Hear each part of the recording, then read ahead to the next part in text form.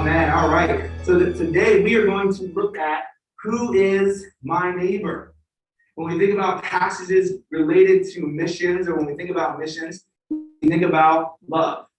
Why do we do missions? Why do people go overseas? Why do people quit their jobs or quit their careers and sell everything they have and move to a foreign country, learn the language, suffer hardships and persecution, and maybe are endangered, right? Their lives and their families are put in danger. Why do people do this? Well, the answer is love.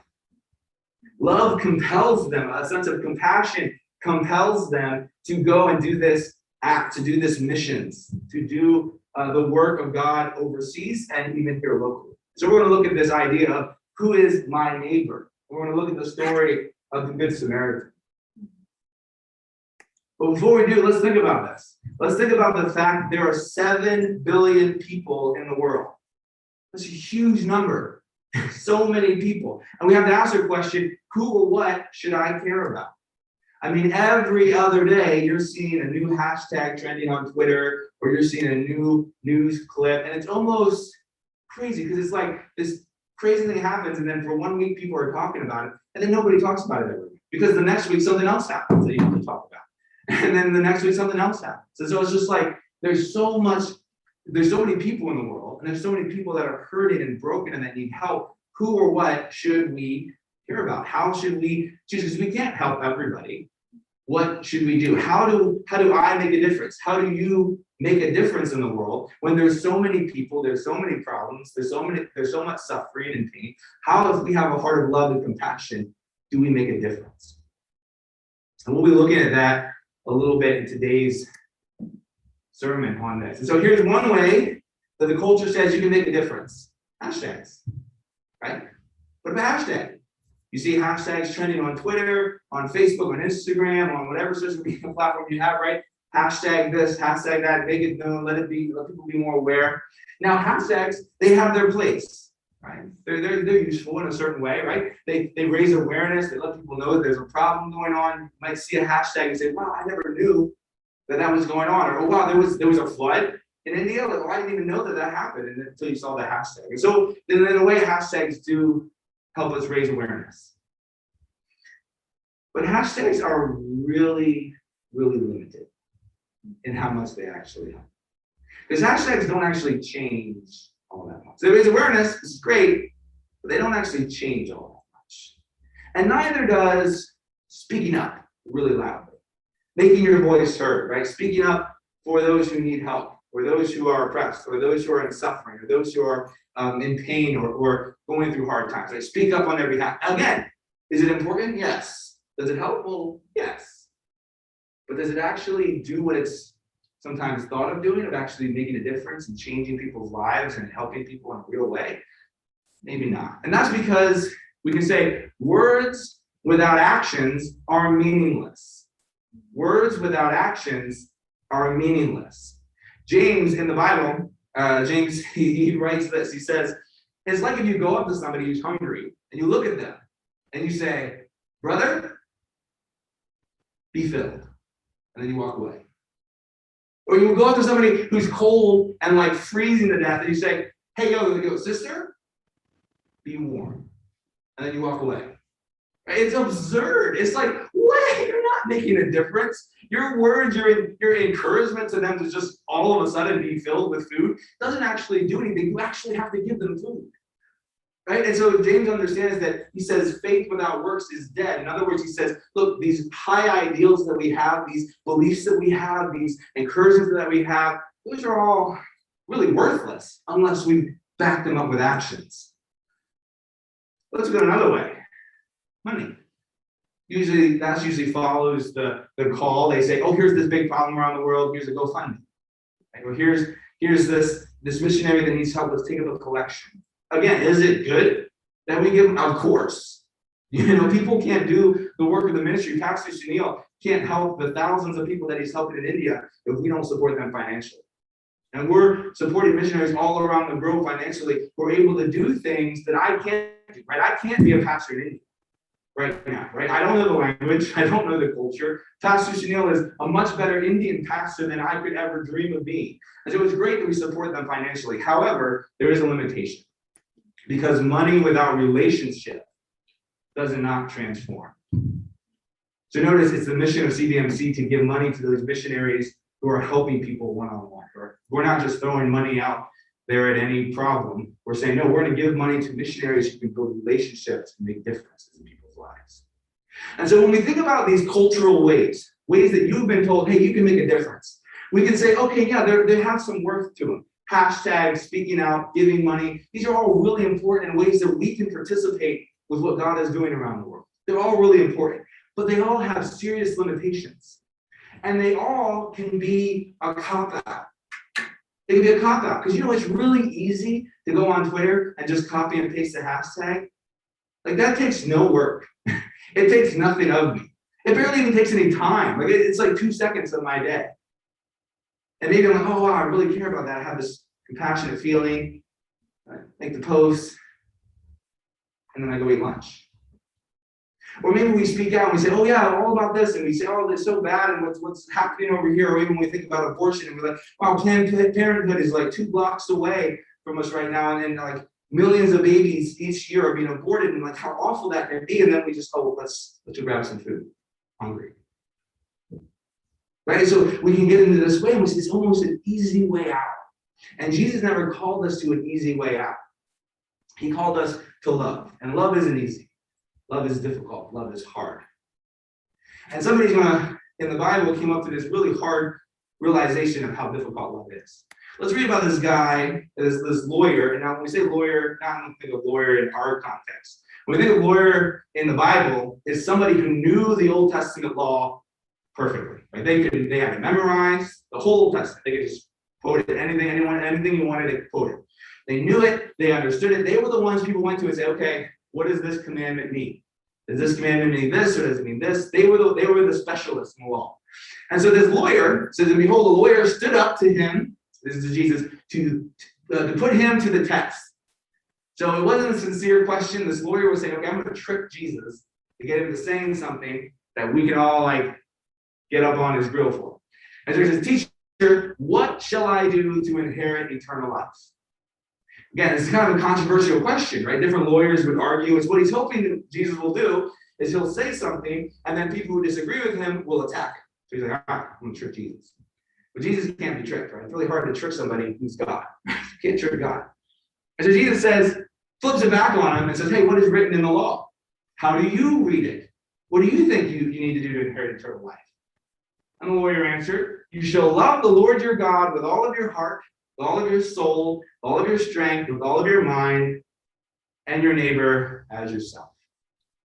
And Jesus said, you have answered correctly. Go and do this, and you will live. So notice what's going on. Jesus flipped it around on the lawyer, got the lawyer to reveal his understanding of the law, and then Jesus says, yeah, you're right, go do that. Now, if you look at that, that's not easy, right? To love God with all of your heart, or if you think of it with all of your heart, like all of your passion and all of your emotions, right? To love God with all of your soul, to love God with all of your strength, everything you do with your physical body, to love him with that, to love him with all of your mind, and to love your neighbor just like you love yourself. So you feed yourself, you put clothes on yourself, you keep yourself warm, you protect yourself, you want a good life for yourself, right? You want comfortability, you want success, you want happiness, you want fulfillment. All of those things, Jesus is like, oh yeah, go and love people just like that. Ooh, that's hard, Jesus. That's a hard calling. That's a high calling. That's not a hashtag. But you can't love your neighbor as yourself with a hashtag. You need something a little bit more than just a hashtag. And so the lawyer, trying to squirm out of it, he says, desiring to justify himself, because he's like, I didn't do this. I'm not doing this right now. I'm not good at this. I mess up all the time at this. Everyone does. He said to Jesus, well, who is my neighbor? Right? So he's trying to squirm out of it. He's like, well, do I have to love? Because some people are less lovable, right? This is what the Lord was thinking in his mind. He's like, what? Like everybody? Like, I know I just said it, but I don't want to love everybody. It's hard to love everybody. It's hard to show compassion and love to somebody who's different than me, who believes different than me, who maybe even doesn't like me. It's hard for me to show love and compassion to somebody who is had a different level, or made certain choices in their life. Well, what if they made choices to make themselves be in that wrong position? Don't they deserve what they got? How do I love them? And so the lawyer was trying to get out of it. But Jesus backs him into a corner and so kindly and gently keeps him in the corner. Jesus doesn't let him get out of it. He does this by telling a parable. Now, a parable is a story used to illustrate a point, but what it's supposed to do is supposed to let you identify with the parable, the feel of the parable. So let's go through this parable. Jesus replied. He said, this is Jesus' reply. A man was going down from Jerusalem to Jericho. So he's going on a little trip. And he fell among robbers. So these thieves jumped out on the road. They stripped him, took away everything he had, including the clothing he was wearing, beat him, and departed, leaving him half dead. So this guy's in a bad way. He was going on this little trip. He could have been going for business, could have been going to see family, whatever it was. They took everything he had, even the clothes on his back. They beat him until he was half dead, and they just left him on the side of the road. And this guy's had a bad day, right? Then in verse 31, now by chance, so it happens that a priest was going down the road. Now, if you were listening to this story like with Jesus, and you heard, oh, a priest came by, you may have had that feeling like, oh, yes, the priest will show compassion. Someone's there going to help him. The people at Jesus' time must have, when they heard this part of the story, been like, oh, okay, the story makes sense. We know how the story goes. The priest comes by, helps the guy, and right, be like the priest, right? The exemplified one, the one that we should all go be like. We should be like the priest. Oh, but no. And the priest, when Jesus said, when the priest saw him, he passed by on the other side of the road. He's walking, half-beaten, naked person on there. That's a whole lot of drama. I'm going on the side. Priest is walking, can't be bothered right now. I'm on a schedule. I'm just gonna walk over here. Priest said, ooh, I just had this robe dry cleaned. I'm gonna walk over here. And so again, the people who were listening to what Jesus had to say must have been appalled, right? They're like, what? No, not the priest. The priest is the best of us, right? The priest is the one that knows the truth. The priest is the one that goes into the temple. The priest is like he's like the good guy. He's the one that helps us do all the things. Like he was supposed to be the one that did the right thing, but no. And then Jesus says, so likewise a Levite. Now I gotta be like, oh, okay. So the priest doesn't help, but the Levite does. Priest is the bad guy, Levite's the good guy. Wrong. But nope, Jesus says, when the Levite came and saw him, he passed by on the other side. And I'm like, no, not the Levite too. The Levite was the one that was partitioned out from the people of Israel. The whole people, everybody who is a child of Levite, going all the way back to the Old Testament, was set apart for God, set apart to be God's servant, God's messenger, God's representative among the people of Israel. Not the Levite too, right? Like they're kind of like, what is going on here? And then Jesus says, but a Samaritan, as he journeyed, came to where he was. And when he saw him, he had compassion. Now, again, this goes contrary to what the people thought. Now, if you don't know, a Samaritan, the Jews hated Samaritans. Right? Like we're talking like the worst kind of racism. Like they saw Samaritans, they called them half-breeds, they called them dogs, they called them other nasty things that we shouldn't say on the pulpit, right? They were very much against Samaritans. They hated them. They saw them as lesser. They saw them as lesser parts of society. They said they can't worship in our temple. They don't know God. They deserve to be cast out. They're rejected from Israel. Right? They hated these guys. So when the people who heard Jesus speaking said, oh, a Samaritan, they were like, oh yeah, the Samaritan's gonna help. The Pharisee or the priest didn't help. The Levite didn't help. For sure, the Samaritan's not gonna help. But when Jesus said, the Samaritan, when he saw him, he had compassion. The people were like, Samaritan. And the Samaritan, he went to him, bound up his wounds, pouring on all oil and wine. Then he set him on his own animal, brought him to an inn, took care of him there at the inn. And the next day, he took out 2 denarii, gave them, which is about a day's wages. A denarii is a day's wages, 2 days' wages. And gave them to the innkeeper, saying, take care of it, and whatever more you spend, I will repay you when I come back. What? The Samaritan stops. Everyone, you can picture the people listening to Jesus like, aghast, so surprised. And before we get to that, but let's think about this in a modern context. Remember, a parable is meant to be for your context. So let's think about this, a modern retelling of the parable. So let's say we have a person making a trip from Los Angeles to San Francisco. Maybe they're still within the city limits. They're just leaving the city. Their tire blows out, and their car has some problems. They get out of the car, and they realize they didn't have just tire trouble. They ran over those strips on the ground. There's strips that like pop your tires. Robbers jump them. A gang jumps them, steals everything they have, everything off the car, all the wheels, everything out of the car. They beat the guy. They take all of his clothes. They took his nice watch, his nice shoes. They took everything, left him there, bloody, broken, side of the road, in a bad part of town. And then you have driving by. You have a very well-known, famous pastor driving by. Sees the guy. Oh man, late for a board meeting. Oh man, you gotta prepare Sunday's sermon. Oh man, I just got this suit dry cleaned. Oh man, I just don't have time. Just pass this. And then maybe you have a theology professor, right? Somebody who's trained their whole life studying the Bible, their whole life studying theology and about God and about Scripture, and who teaches at a prestigious Christian university. Driving up, oh man, I gotta get to class. Oh man, I just don't have time. Drive on the other side. What? These are the people that should know better, right? These are the people that should know. And then you have a homeless person.